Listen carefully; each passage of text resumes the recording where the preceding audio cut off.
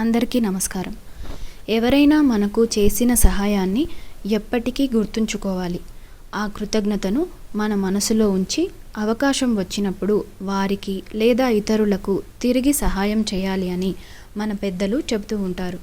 అలాంటివి కథల ద్వారా జీవితానికి ఒక దిశ నిర్దేశం చేయాలని ఒక సంకల్పంతో డాక్టర్ గీతా చెల్లా మానసిక నిపుణురాలు రాసిన ప్రేరణ 100 కథల పుస్తకం నుండి ఈరోజు మనం 57వ కథను చెప్పుకుందాం. కథ పేరు ముసలి ఎద్దు సర్పంచ్ తీర్పు. ఇంక మరి కథలోకి వెళ్ళిపోదామా? నల్లకంచ అనే గ్రామంలో సోమయ్య వ్యవసాయం చేస్తూ జీవించేవాడు. అతడు వ్యవసాయంతో పాటు ఆవులు, ఎద్దులను కూడా చూసుకునేవాడు. అతనితో పాటు తన ఇంట్లో పనివాళ్ళు కూడా ఉండేవాళ్ళు. ఒకరోజు తన పనివాడితో ఒక ఎద్దును చూపించి ఇలా చెప్పాడు, ఇది ముసలిదైపోయింది. ఇది ఏ పని చేయడానికి పనికి రావడం లేదు. అందుకే దాన్ని తీసుకెళ్ళి అడవిలో వదిలేసి రమ్మని చెప్పాడు. అది ఇష్టం లేని పనివాడు యజమానితో ఇలా అన్నాడు, ఆ ముసలి ఎద్దుని అడవిలో వదిలేస్తే ఏ క్రూర జంతువులకో ఆహారం అవుతుంది. దానిని ఇంటి దగ్గర ఉంచుకొని తిండి పెడదాము. దానికి సోమయ్య ఒప్పుకోడు. అయినా మనసు ఒప్పుకోక ఆ పనివాడు జరిగిందంతా ఆ ఊరి సర్పంచ్కి చెప్పి సరైన మార్గం చెప్పమని వేడుకుంటాడు.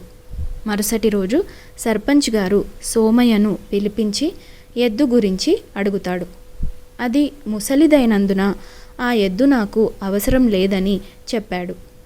అప్పుడు సర్పంచ్ గారు మీ ఇంట్లో ఎవరెవరు ఉంటారు అని అడగగా మా అమ్మ, నాన్న, నేను ఉంటాము అన్నాడు. సర్పంచ్ వాళ్ళు ఏం పని చేస్తారు అని అడుగుతాడు. వాళ్ళు ముసలివాళ్ళు, ఏ పని చేయలేరు, విశ్రాంతి తీసుకుంటారు అని అనగా ఆ ముసలి ఎద్దుతో పాటు వాళ్ళని కూడా అడవిలో వదిలేయమని చెబుతాడు. నేను అలా ఎలా చేయగలను? వాళ్ళు నన్ను కష్టపడి పెంచారు అంటాడు. దానికి సర్పంచ్ ఆ ఎద్దుకి శక్తి ఉన్నంతకాలం నీకోసం పనిచేసింది కదా, ఇప్పుడు దానిని వద్దు అంటే ఎలా అని అడిగాడు. అప్పుడు సోమయ్యకి తను చేసిన తప్పు తెలిసింది. కథలో కృతజ్ఞతాభావం గురించి తెలుసుకున్నాం.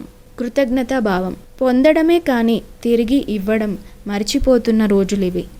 ఈ యాంత్రికమైన పరుగుల జీవితంలో కృతజ్ఞతాభావం అనేది పూర్తిగా నశించిపోయింది. సహాయం చిన్నదైనా పెద్దదైనా మనలో కృతజ్ఞతాభావం ఒకేలా ఉండాలి.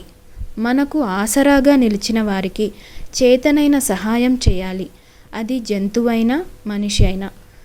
గంగ దాటి తెప్ప కాల్చినట్టు అవసరం తీరగానే నాకు వీటితో పని లేదు అన్నట్టుగా ప్రవర్తించకూడదు. థ్యాంక్ యూ అని మాటలలో చెప్పకుండా ఇంకా ఏ విధంగా కృతజ్ఞతాభావం తెలియపరచగలరో 5 విధానాలు రాయండి. ఇంతటితో ప్రేరణ 100 కథల పుస్తకం నుండి ఈరోజు మన 57వ కథ సమాప్తం.